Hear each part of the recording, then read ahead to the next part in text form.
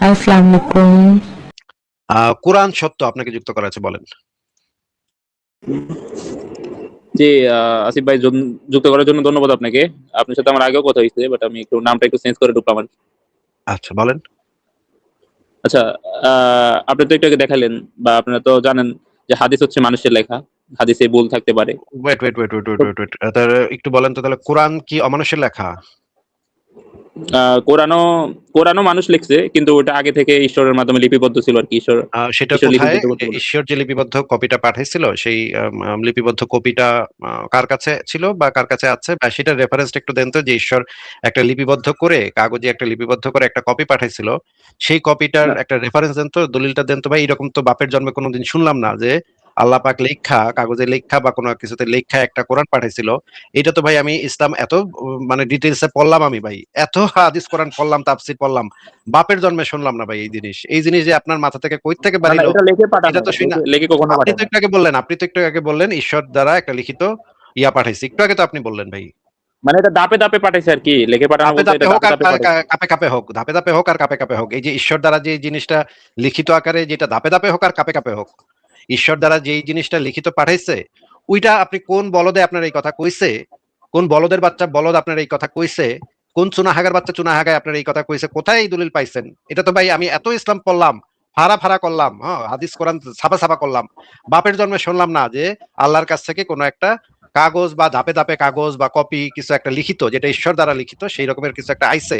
এইটা তো ভাই আমি বাপের জন্মে শুনলাম না ভাই। আপনি আগে এটার একটু এটা দলিলটা দেন, তারপর আমরা আলোচনা করবো, এটার বলেন।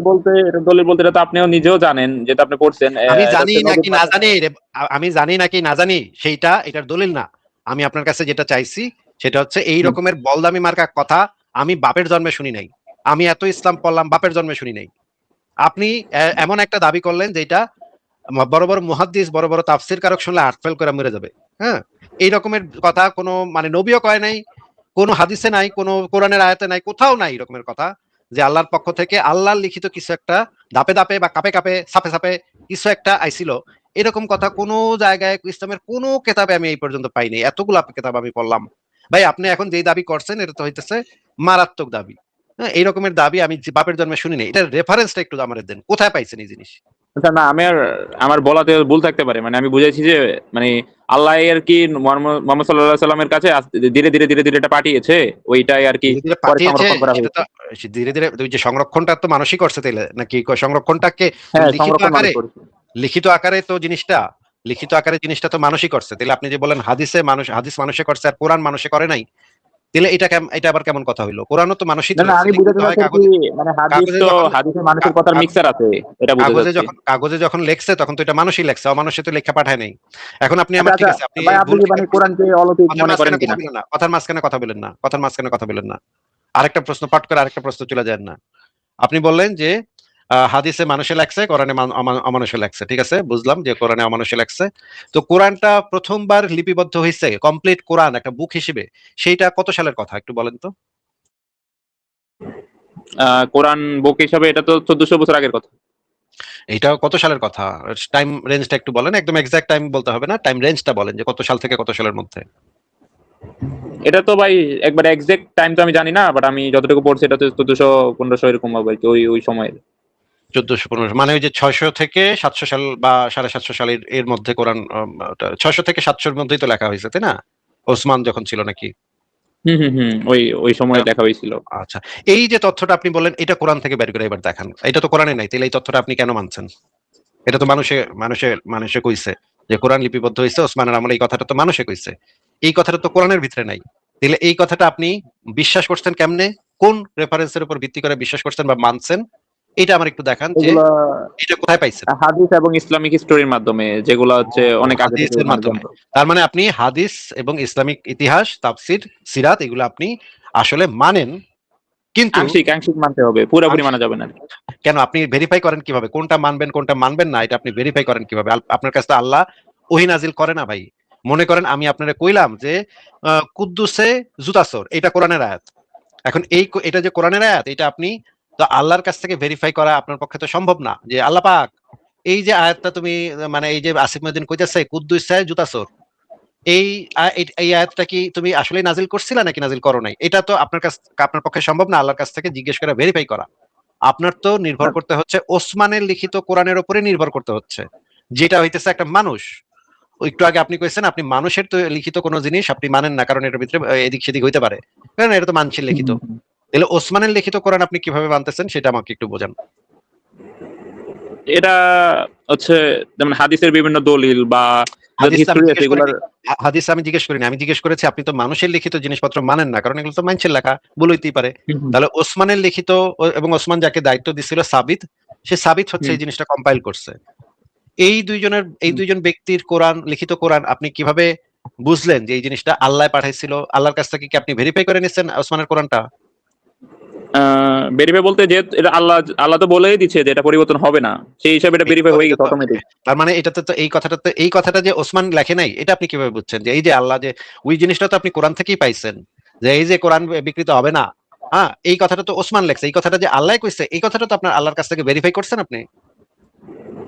এটা ভেরিফাই করা লাগবে না, যেহেতু মনে করেন সৃষ্টিকর্তা বলছে। বাইরে বাইরে একটু বুদ্ধিশুদ্ধি একটু খাটান রে ভাই, বুদ্ধিশুদ্ধি একটু খাটান। মনে করেন আমি লেখা দিলাম আল্লাহ কইছে আসিফ মহিউদ্দিন সঠিক, আমি তখন হুম, আপনার বলা হয় যে দেখেন আল্লাহ কইছে আসিফ মহিউদ্দিন সঠিক, কিন্তু এই আল্লাহ কইছে আসিফ মহিউদ্দিন সঠিক এই কথাটা তো আমি লিখছি, এটা যে আল্লাহ কইছে এটা তো আপনার আলাদা ভেরিফিকেশন লাগবে, এই কথাটা যে আল্লাহ আসলেই এ, কইছে। বুঝতে পারছি।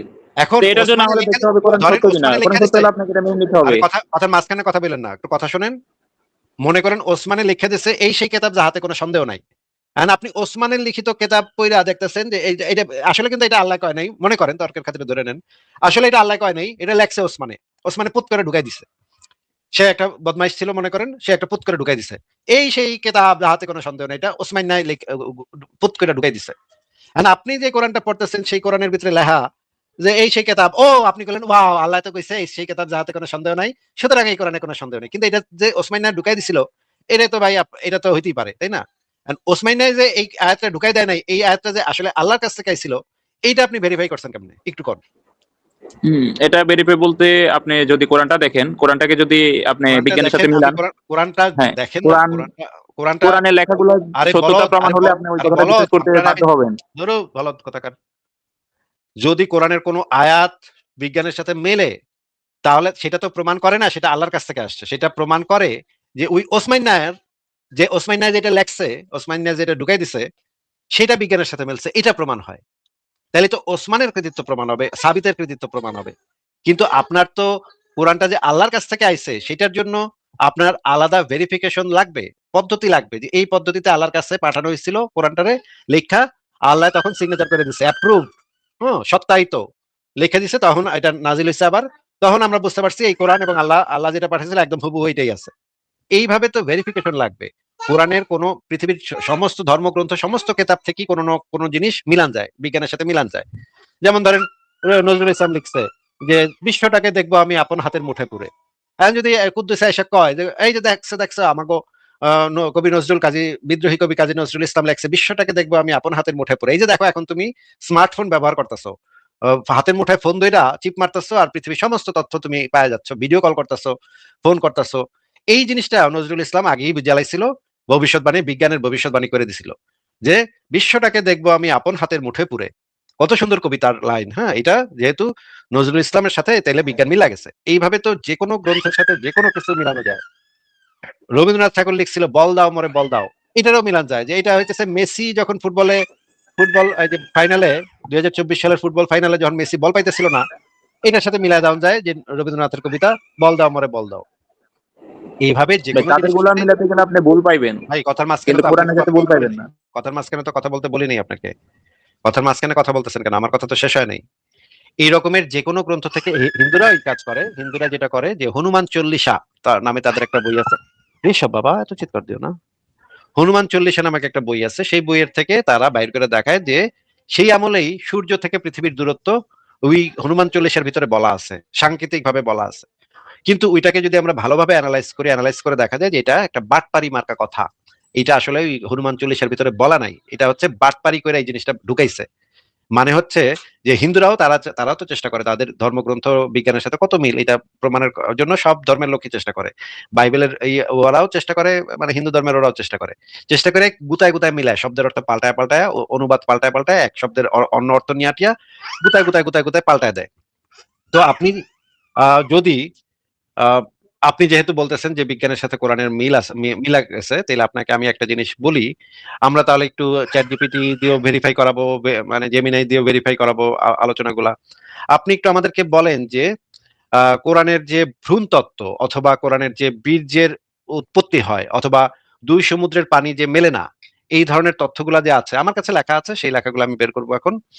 এই তথ্যগুলা যে বিজ্ঞানের সাথে সম্পূর্ণভাবে সাংঘর্ষিক, এই জিনিসটা কোরআনে যেটা বলা আছে সেটা হচ্ছে প্রাচীন কালের যে মানুষের চিন্তা ভাবনা ধ্যান ধারণা সেটার সাথেই বেশি মেলে, বর্তমান বিজ্ঞানের সাথে কোনোভাবেই মেলে না। সেটা আমি আপনাকে বের করে দেখাবো এখন চ্যাট জিপিটি।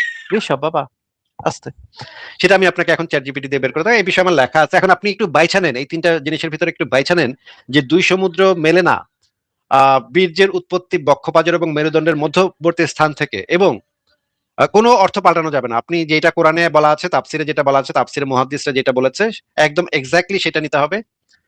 এবং আমরা সেই আয়াতগুলা অ্যানালাইজ করে দেখবো যে কোরআনে যেটা বলা আছে সেটা বর্তমান বিজ্ঞানের সাথে মেলে কি মেলে না। আরেকটা জিনিস হচ্ছে যে ভ্রূণ তত্ত্ব, কোরআনের যে ভ্রূণ তত্ত্ব বলা আছে সেটা সম্পূর্ণভাবে ভুল, বর্তমান বিজ্ঞানের সাথে কোনোভাবেই সেটা মেলে না। এই তিনটা জিনিসের ভিতর থেকে আপনি চুজ করেন, তাহলে আমরা সেই আলোচনাটা বের করব। বলেন। আচ্ছা, আমি কি এখন বলবো? আপনাকে বলেছি এই তিনটার ভিতরে একটা চুজ করতে, অন্য আচ্ছা কোনো আচ্ছা, ব্যাকর ব্যাকর আপনি শুনতে ভ্রূণ চাচ্ছি না। তত্ত্ব নিয়ে কথা বলতে পারেন, আর হচ্ছে আচ্ছা, ঠিক আছে, তাফসীর তাহলে একটু কোনো মানদণ্ড মিউট না। করে রাখেন, মিউট করে রাখেন। তাফসির ভাই আপনার তাফসির এবং ইবনে কাসিরের তাফসিরের ভিতরে ইবনে কাসিরের তাফসিরটা হচ্ছে মানদণ্ড। আপনার তাফসির পৃথিবীর কোথাও সুনাহাগা, বাংলাদেশের সুনাহাগা, মাদ্রাসা সাপ, কুদ্দুস এই তাফসির করছে, সেই তাফসিরটা পৃথিবীর কোন মানে রেফারেন্স বুকে আমি দিতে পারবো না। আপনি মনে করেন আমি একটা জার্নাল লিখবো বা আমি একটা গবেষণা করব, সেই গবেষণা পত্রে আমি উল্লেখ করতে পারবো এই তথ্যটা আমি তাফসির ইবনে কাসির থেকে পেয়েছি। সেটা যদি আমি উল্লেখ করি তাহলে আমার গবেষণা পত্রটা একটা ভ্যালিড গবেষণা পত্র হিসেবে পরিগণিত হবে। কিন্তু যদি আমি লিখি আমার লাইভে আইছিল সুনাহাগা মাদ্রাসা থেকে একটা বলদ, সেই বলদের নাম হইতেছে, নাম দিয়ে আইছিল কোরআন সত্য, এই নাম দিয়ে এক বলদে বলদে আইছিল, সেই তাফসির করছে, এটা আমি পৃথিবীর কোনো জার্নালে কোনো গবেষণা পত্রে আমি লিখতে পারবো না। কারণ আপনার কোনো অথেন্টিসিটি নাই। আপনার তাফসির পৃথিবীর কোথাও কোনো গরু ছাগলও গ্রহণ করবে না। একটা ছাগলের সামনেও যদি গিয়ে আপনার তাফসিরটা আমি বলি, খ্যাক খ্যাক করে হাসবে। কিন্তু ইবনে কাসিরের তাফসির বা জালালাইনের তাফসির বা মাঝারির তাফসির পৃথিবীর যে কোনো বিশ্ববিদ্যালয়ে আমি যদি একটা প্রবন্ধ আকারে দেই, এটাকে একসেপ্ট করবে তারা। আপনি কি এই জিনিসটা জানেন যে আপনার তাফসির কোথাও গ্রহণ করবে না, ইবনে কাসিরের তাফসির পৃথিবীর সমস্ত ইসলামী বিশ্ববিদ্যালয় একটা রেফারেন্স হিসেবে গ্রহণ করবে? এই তথ্যটা কি আপনার জানা আছে কিনা বলেন। হ্যাঁ, জানা আছে যে তাদের তাফসীর গ্রহণযোগ্য, কারণ তাদের তাফসীর তো হ্যাঁ, 100% গ্রহণযোগ্য না। তাদের তাফসির 100% গ্রহণযোগ্য নাকি গ্রহণযোগ্য না সেটা আমি জিজ্ঞেস করিনি। জিজ্ঞেস করেছি আপনার তাফসির এবং তার তাফসির দুইটাকে যদি পাশাপাশি রাখা হয়, তাহলে এই দুইটা তাফসিরের ভিতরে পৃথিবীর কোথাও কোনো বলদে আপনার তাফসির কখনো গ্রহণ করবে না, কিন্তু ইবনে কাসিরের তাফসিরটা গ্রহণ করবে।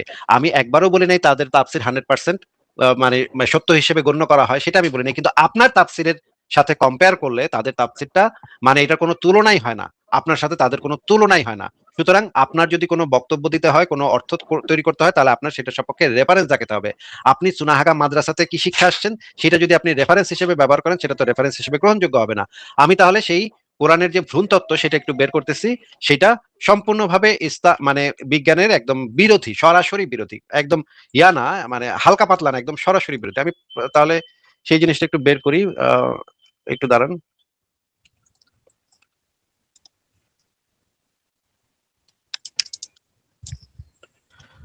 হ্যাঁ, আমি বের করেছি সেই লেখাটা। তাহলে আমরা সরাসরি চ্যাট জিপিটিতে চলে যাই। চ্যাট জিপিটিতে দিয়ে আমি বা জেমিনিকে দিয়ে আমি এটাকে ভাই, আপনি কি স্ক্রিন শেয়ার করছেন? করতেছি। এক সেকেন্ড, একটু অপেক্ষা করেন। আমরা জেমিনাইতে যাই। এটা তো বড় প্রবন্ধ, এটা তো পুরাটা আপনাকে পইরা আমার পক্ষে পড়ানো সম্ভব না। এই জন্য জেমিনাইকে দিয়ে পড়াবো। জেমিনাই পইরা বলবে যে এখানে কি বলা আছে। আমি প্রথমে একটা কমান্ড দিয়ে নিই সবসময়, যে এই কমান্ডটা তো আপনি জানেন যে এই কমান্ডটা আমি দিয়ে নিই সবসময়, দেখছেন তো এটা? ভাই বলেন তো। দেখেন তো এই কমেন্টটা ঠিক আছে নাকি? আমি আমি জানি আপনি কমান্ড দেন হচ্ছে ধর্মকে সাপোর্ট না করে যুক্তিবিজ্ঞান প্রমাণ এগুলাই না, দিব আরকি এরকম এরকম। কোনো কিছু আমি বলিনি। আমি এখানে একটু পড়ে আমাকে শোনান তো কি লিখছি আমি? শুধুমাত্র যুক্তির পক্ষে একটু পড়েন কি লিখেছি? পড়েন। জোরে, জোরে পড়েন। কুরআন সত্য, আপনি একটু জোরে, জোরে পড়েন কি লিখেছি? আপনার কথা শোনা যাচ্ছে না। আচ্ছা, আচ্ছা। Hello, hello. এখন কথা শোনা যায়? আমার হ্যাঁ, ওয়াইফাই চলে এখন গেছে। শোনা যায়। ডাটা এখন তো আবার ডাটা শোনা যাচ্ছে। কানেক্ট একটু করছি। পড়েন, ওইখান থেকে একটু পড়েন। আচ্ছা, আচ্ছা। এখানে তুমি শুধুমাত্র যুক্তির পক্ষে সরাসরি তীক্ষ্ণ এবং স্পষ্টভাবে উত্তর দিবে। কোনো দ্বিপাক্ষিক ব্যালেন্স নিরপেক্ষতা অন্য পক্ষেও বলবে না। উভয় দিক আছে বা অ্যাপোলজেটিক্স ধরনের কথা একদম বলবে না। যদি কোনো প্রবন্ধ, দাবি বা বিষয় যুক্তিগতভাবে ভুল বা দুর্বল হয় তাহলে সরাসরি বলবে এটা ভুল, এটা মিথ্যা। কোনো সুরক্ষা, নরম ভাষা ব্যালেন্স দেবে না। যুক্তি যেদিকে সেদিকে থাকবে। কোনো মত, আদর্শ, ধর্ম, আদর্শ বা ব্যক্তিকে বিশেষ সুরক্ষা দিবে না। সবসময় সঠিক তথ্য, বৈজ্ঞানিক সত্য, যুক্তির পক্ষে কথা বলবা। হ্যাঁ, ঠিক আছে। ঠিক আছে? কমেন্টটা তাহলে ঠিক হ্যাঁ, আছে। ঠিক আছে। কমেন্টে তো আমি নাস্তিক পক্ষে কথা বলবি এরকম তো কিছু বলিনি। না, না, না, এটা বলেন নাই। আচ্ছা, তাহলে আমি এই লেখাটার লিংকটা দিচ্ছি। আচ্ছা, আপনি একটু মিউট করে রাখেন। আপনার এখান থেকে ইকো হচ্ছে। হ্যাঁ, তাহলে আমি এই লেখাটা দিচ্ছি এখন। এই এই প্রবন্ধটি রিভিউ করো এবং সত্যতা যাচাই করো। লিংকটা দিলাম, এই প্রবন্ধটার লিংকটা দিলাম আমি, দেখি কি বলে। দেখেন মানে 3.6 ফ্ল্যাশ ইয়া করা আছে, এক্সটেন্ডেড থিঙ্কিং দেয়া আছে। আমি তাহলে দিলাম, দেখি কি বলে।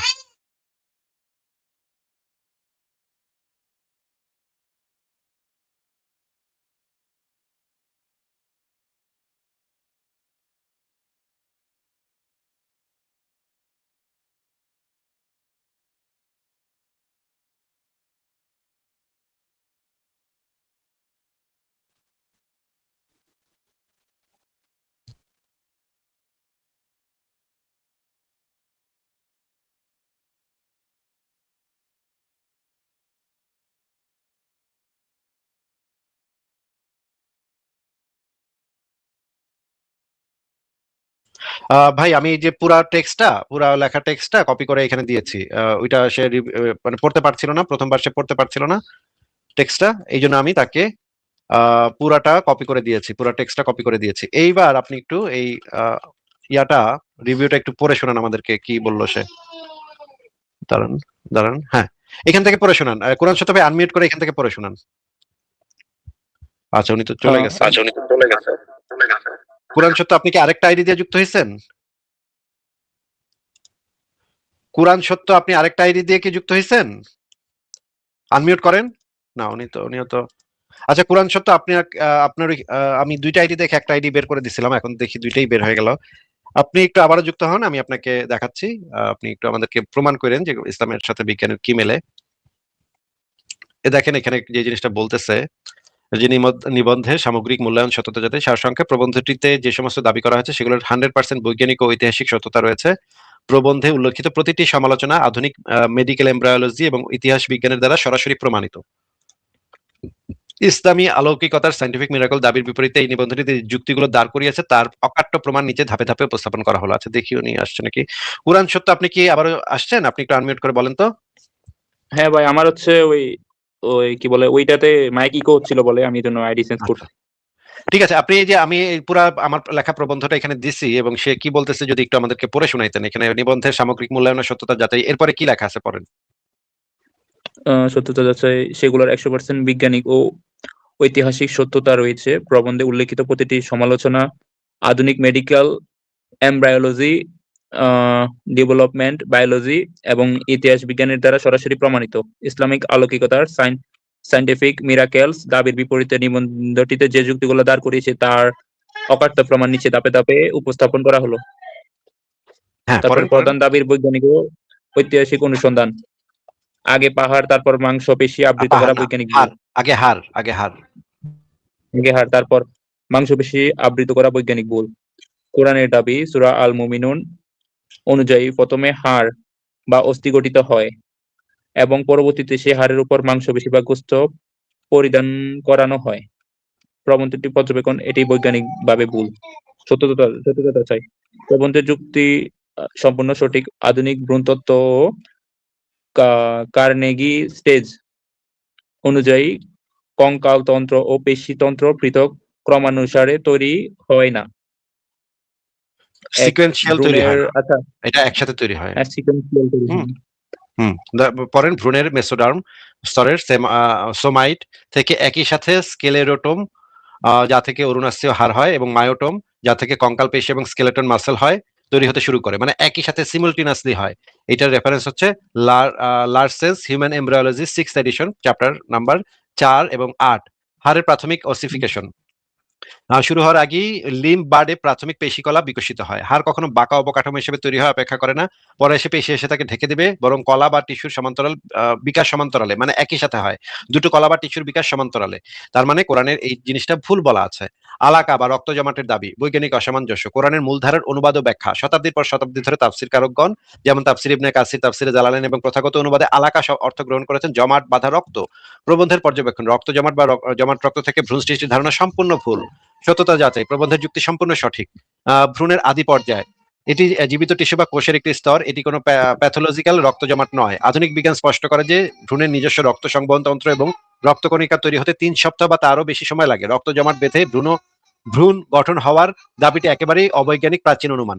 বর্তমান ইসলামী অ্যাপোলজিস্টরা একে যোগ সদৃশ লিস লাইক বলে চালানোর চেষ্টা করলেও বিজ্ঞানের সংজ্ঞা কখনোই কোনো রূপক বা বাহ্যিক অবছায়া সাদৃশ্যের উপর নির্ভর করে না। হাদিসের 40-40-40 দিনের টাইমলাইন সম্পূর্ণ অবৈজ্ঞানিক। হাদিসের তথ্য, সহি বুখারী, সহি মুসলিম হাদিসে বলা আছে ভ্রূণ গর্ভে 40 দিন নুতফা, পরবর্তী 40 দিন আলাকা এবং পরবর্তী 40 দিন মুগদা, যে জিনিসগুলো কোরআনে বলা আছে এই থাকে। অর্থাৎ 120 দিন পর্যন্ত ভ্রূণ কেবল পিণ্ড অবস্থা থাকে এবং 120 দিন পর রুহ বা আত্মা ফুঁকে দেওয়া হয়। প্রবন্ধের পর্যবেক্ষণ, এই 120 দিনের টাইমলাইন আধুনিক এমব্রিওলজির সাথে সরাসরি সংঘাতপূর্ণ। সত্যতা যাচাই, প্রবন্ধের যুক্তি অকাট্যভাবে সত্য। এই যে এখানে দেখেন কিভাবে দেয়া হয়েছে, প্রাচীন গ্রিক এবং অন্যান্য সভ্যতার উৎস, ঐতিহাসিক প্রমাণ। প্রবন্ধের দাবি কোরআনের ভ্রূণতত্ত্বের ধাপগুলো কোনো ঐশ্বরিক প্রকাশ নয়, বরং তা প্রাচীন গ্রিক হিপোক্রেটাস, অ্যারিস্টটল, গ্যালন এবং প্রাচীন ধ্রুপদী চিকিৎসার ধারণার হুবহু অনুলিপি।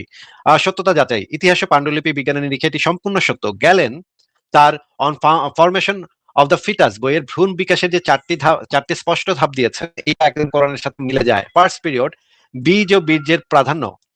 সেকেন্ড পিরিয়ড, রক্তে পূর্ণ রূপ, যেখানে রক্ত রূপ স্পষ্ট নয়। থার্ড পিরিয়ড, কঙ্কালের রূপায়ণ এবং অঙ্গের আভাস, অঙ্গ বিভাজন, কঙ্কালের উপর মাংসের বিস্তার। সপ্তম শতকে আরবে সিরিয়াক এবং আরামাইক অনুবাদের মাধ্যমে, বিশেষ করে গুন্দেশপুর একাডেমি এবং হারিস ইবনে কালাদা, যিনি ছিলেন মুহাম্মদের সমসাময়িক একজন ব্যক্তি, মানে আরবে একজন মানে চিকিৎসক ছিলেন হারিস ইবনে কালাদা, যার কথা ঐতিহাসিকভাবে প্রমাণিত যে তিনি মোহাম্মদ একবার মানুষকে, তার সাহাবীদেরকে বলছিল হারিস ইবনে কালাদার কাছে গিয়ে শিখে আসো। সে আবার গুন্দেশপুর গিয়ে পড়ালেখা করে আসছিল, মানে গুন্দেশপুরে তখন একটা মেডিকেল ইউনিভার্সিটির মতো ছিল, যেখানে চিকিৎসা বিজ্ঞান পড়ানো হতো। এটা আবার কিন্তু ভারতের গুন্দেশপুর না, এটা হচ্ছে এই পার্সিয়ান গুন্দেশপুর। কোরআন সত্য, আপনি কি বুঝতেছেন, আমার কথা শুনতেছেন? হ্যাঁ, জি ভাই, কথা শুনতেছি আমি। এই যে মোহাম্মদ যে ভুলগুলা করছে, সেগুলো আসলে গ্যালেনের যে অনুবাদ, আরামাইক অনুবাদ, সেটার উপর নির্ভরশীল। গ্যালেনের তত্ত্ব থেকে অনুপ্রাণিত মোহাম্মদের এই বক্তব্যগুলা, কোরআনের এই বক্তব্যগুলা। এই কারণে যে এটা হচ্ছে হারিস ইবনে কালাদার মাধ্যমে এই যে আরবে প্রবেশ করছিল, তার আগেও হয়তো প্রবেশ করছে, কিন্তু এটা একদম মানে প্রমিনেন্ট, হারিস ইবনে কালাদার তথ্যটা একদম প্রমিনেন্ট যে তিনি গুন্দেশপুর গিয়ে পারস্যের গুন্দেশপুর গিয়ে পড়ালেখা করে আসছিল মেডিকেল সায়েন্সের উপর, এবং মক্কায় গিয়ে তিনি চিকিৎসা করতেন, এবং মোহাম্মদ নিজেও কয়েকজন সাহাবীকে হারিস ইবনে কালাদার কাছে গিয়ে চিকিৎসা নেওয়ার জন্য বলছিল। এইখান থেকে একদম পরিষ্কার যে সেই সময় আরবের লোকেরা এই তথ্যগুলা জানতো, এই তথ্যগুলা তাদের কাছে অজানা ছিল না, এবং এই কারণেই একদম গ্যালেনের যে চারটা ধাপের সাথে কোরআনের ধাপের একদম হুবহু মিল আছে। এবং এটা কোথা থেকে আসছে, এই ভুলগুলা কোথা থেকে আসে, সেটাও আমরা খুবই পরিষ্কার ভাবে বুঝতে পারি যে কোরআনের যে এই বৈজ্ঞানিক ভুলগুলো আছে, সেগুলো আসলে প্রাচীন গ্রিক এবং মেসোপটেমিয়ান সংস্কৃতির ভুল চিকিৎসার ধারণের একটি রূপক ও লোকায়ত সংস্করণ। এই যে দেখেন, আপনার পেশ করা নিবন্ধনী সম্পূর্ণ যুক্তিযুক্ত, অকাট্য, তথ্যভিত্তিক এবং বৈজ্ঞানিকভাবে সঠিক। এই আলোচনার উপর ভিত্তি করে পরবর্তী।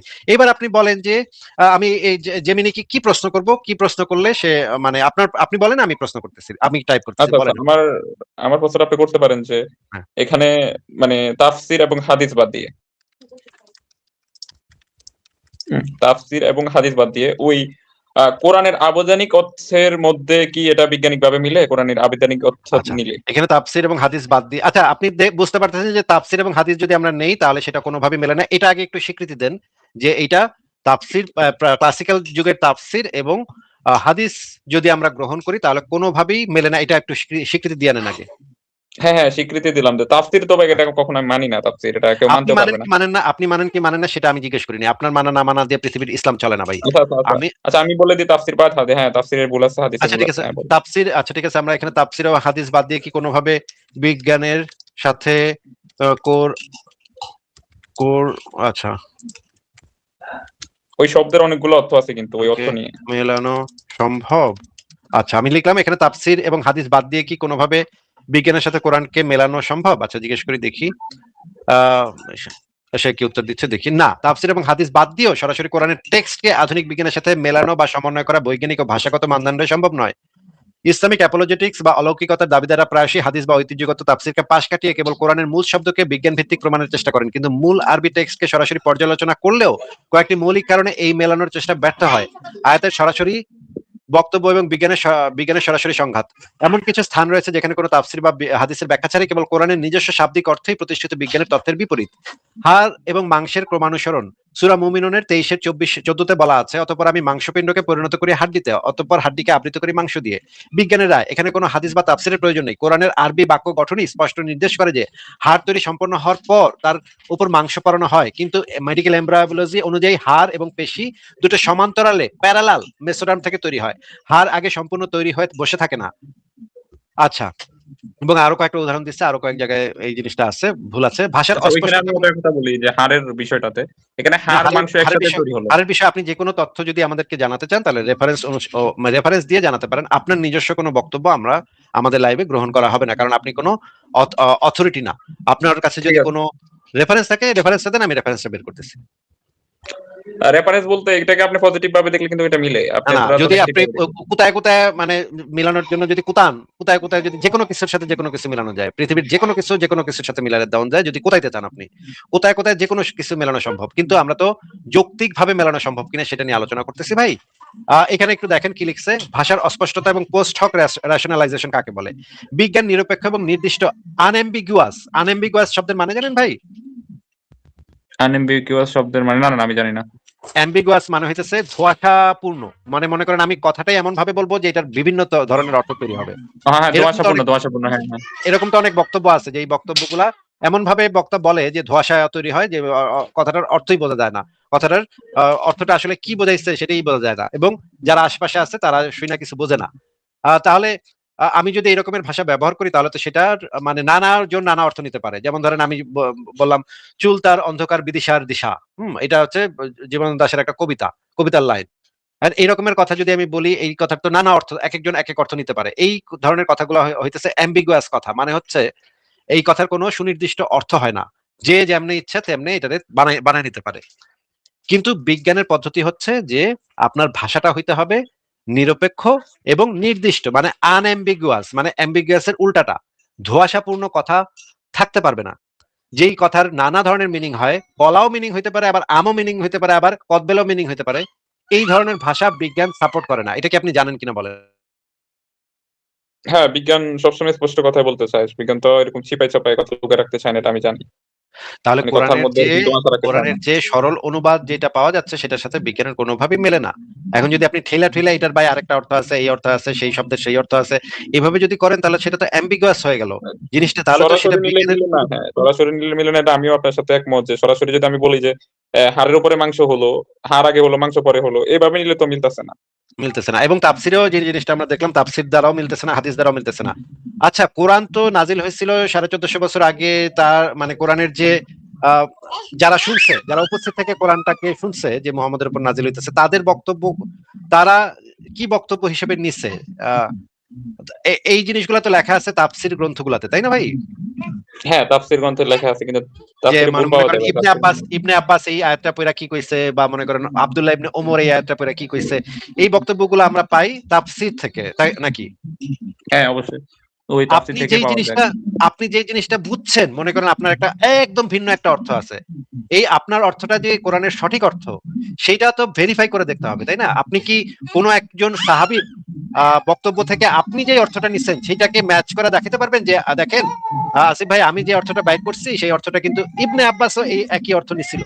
এরকম কি বের করে না দেখাতে না, পারবেন? এটা করা সম্ভব না, এগুলো হচ্ছে আধুনিক ব্যাখ্যা বলে আর কি এটাকে। আচ্ছা আচ্ছা, এই তো বাইরে গেছে, এটা হচ্ছে আধুনিক ব্যাখ্যা। মানে কোরআন যেহেতু একটা অ্যাম্বিগুয়াস কিতাব, যেটার বিভিন্ন ধরনের অর্থ যে কেউ যে কোনো ভাবে তৈরি করতে পারে। একজন কোরআন পড়া বোম ফাটাতে পারে, আবার একজন কোরআন পড়া একজন একটা গরিব লোককে সাহায্য করতে পারে। একই কোরআন পড়া একই আয়াত পড়া এই দুইটা কাজই করা সম্ভব।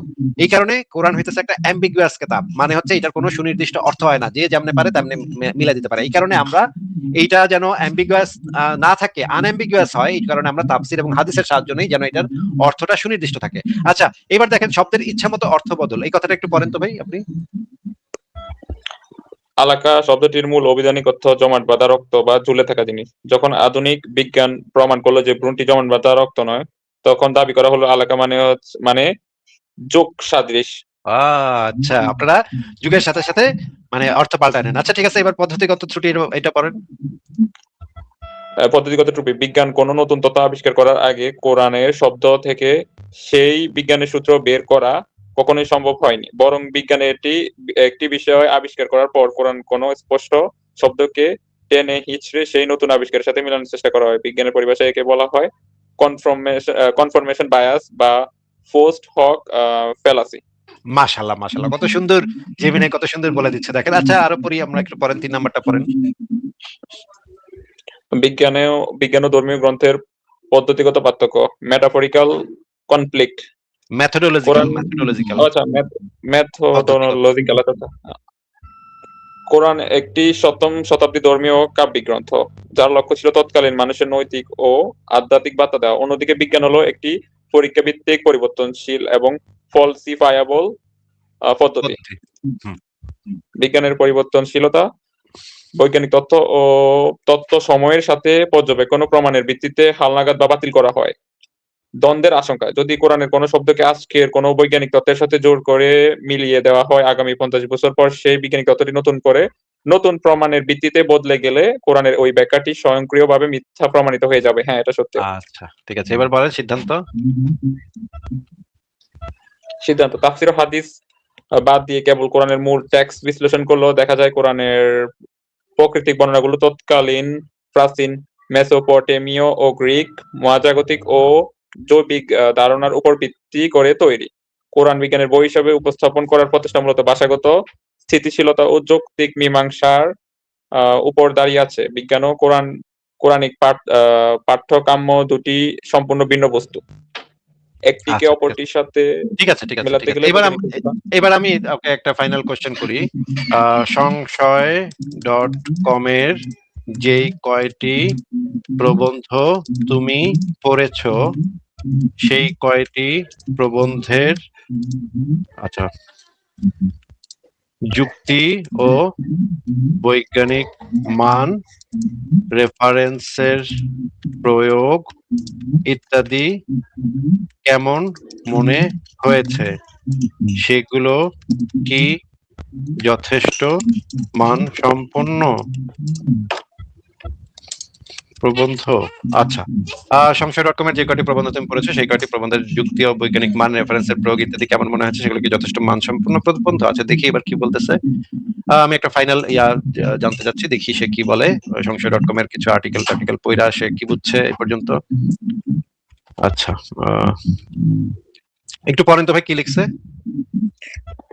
সংশয় ডট কম এর পর্যালোচনা করা নিবন্ধের যৌক্তিক কাঠামো, বৈজ্ঞানিক পর্যালোচনা এবং রেফারেন্সের প্রয়োগ বিশ্লেষণ করলে এটি স্পষ্ট যে এগুলা সাধারণ কোনো ব্লগ পোস্ট বা আবেগীয় মতামত নয়, বরং উচ্চ মানের গবেষণা ও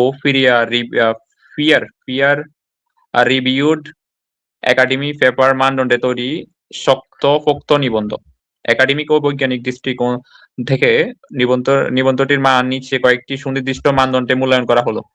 হ্যাঁ পড়েন তো কি লিখছে। যুক্তি কাঠামো ও বৈজ্ঞানিক মানদণ্ড: লজিক্যাল রিজর।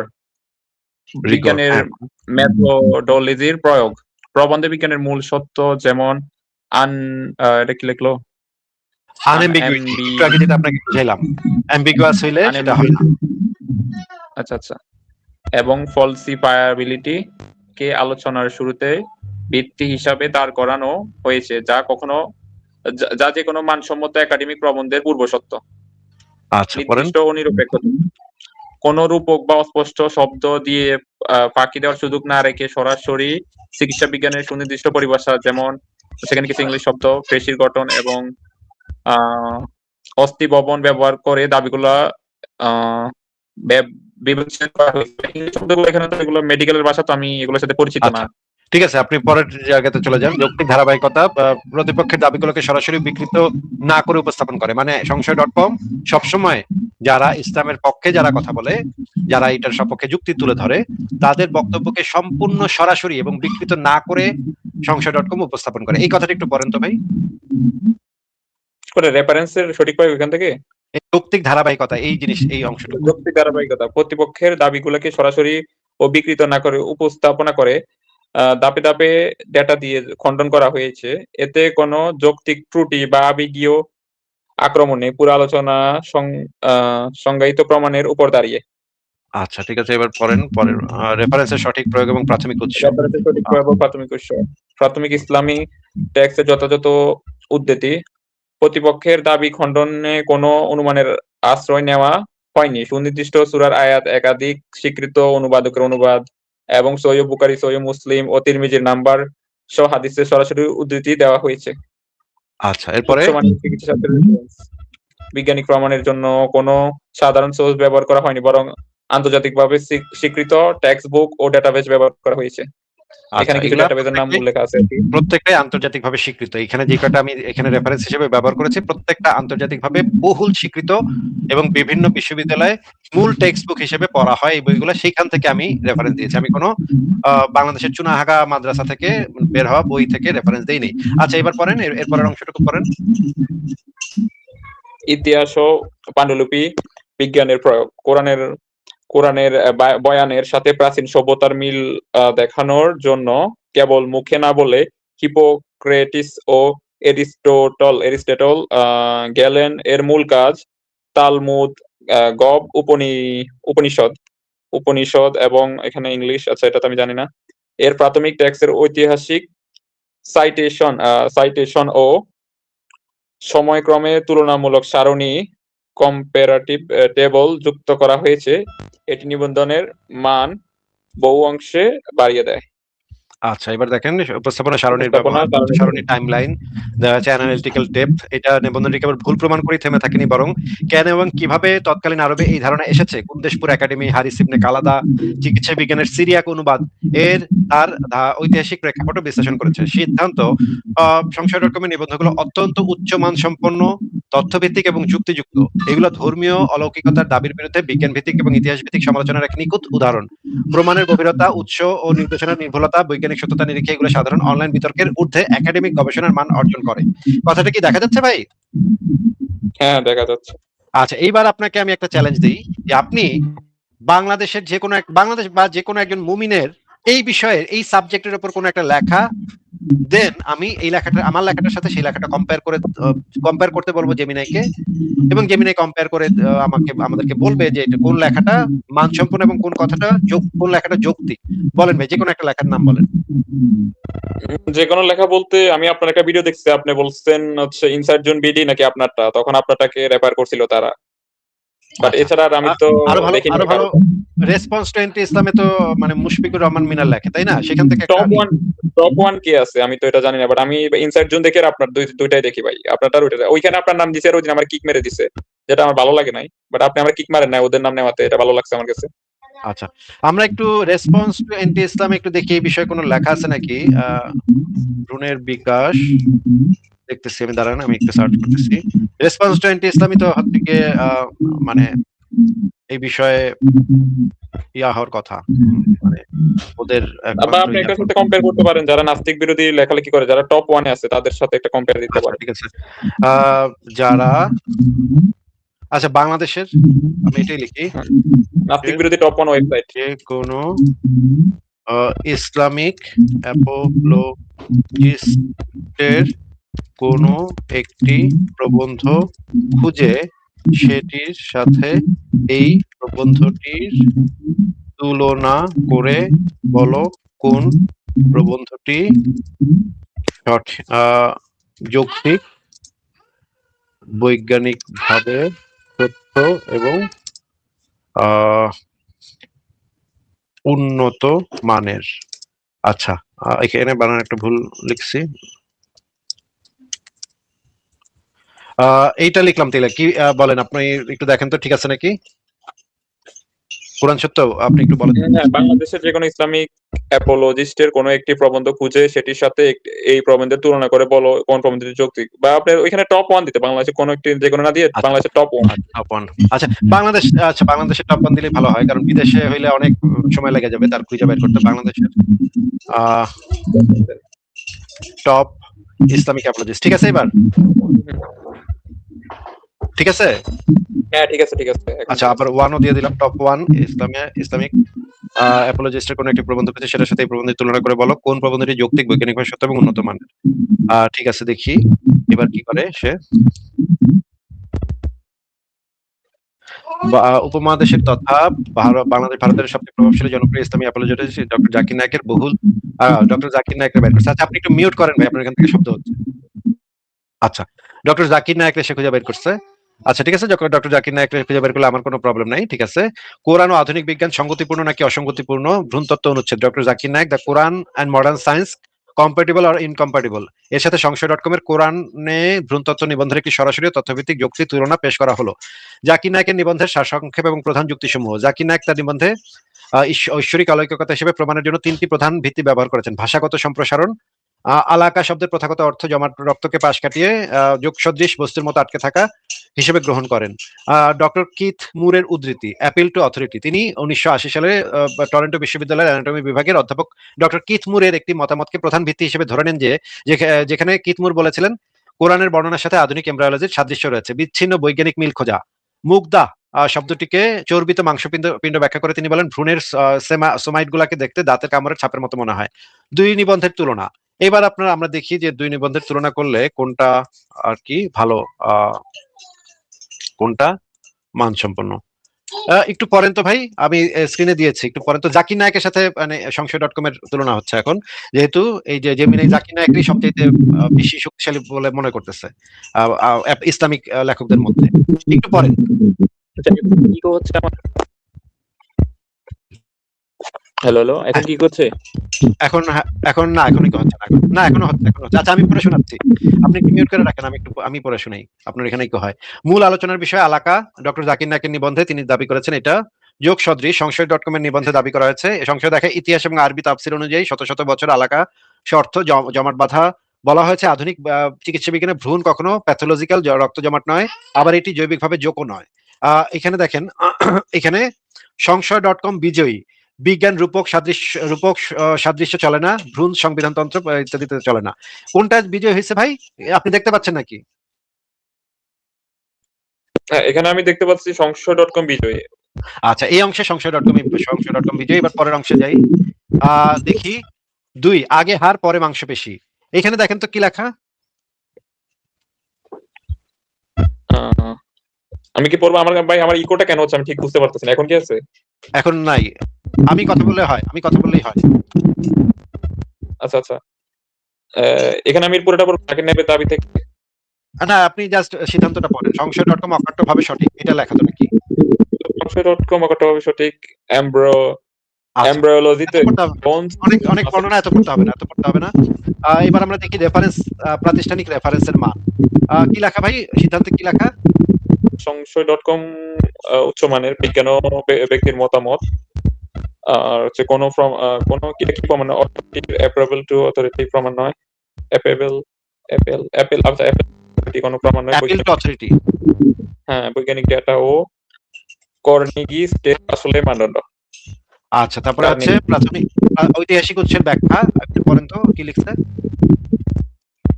সংশয়.com এর যুক্তি ঐতিহাসিকভাবে নিরেট গ্যালনের 7টি দাপের বই অনুদিত হয়ে। আচ্ছা, ঠিক আছে। এবার আপনি পড়েন চূড়ান্ত সিদ্ধান্ত।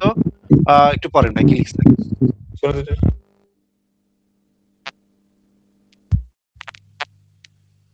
জোরে পড়েন ভাই।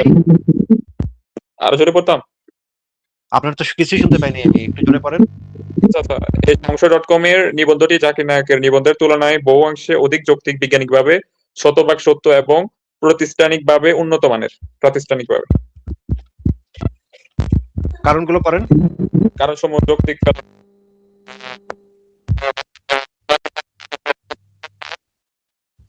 শোনা যায় না, কিছু শোনা যায় না।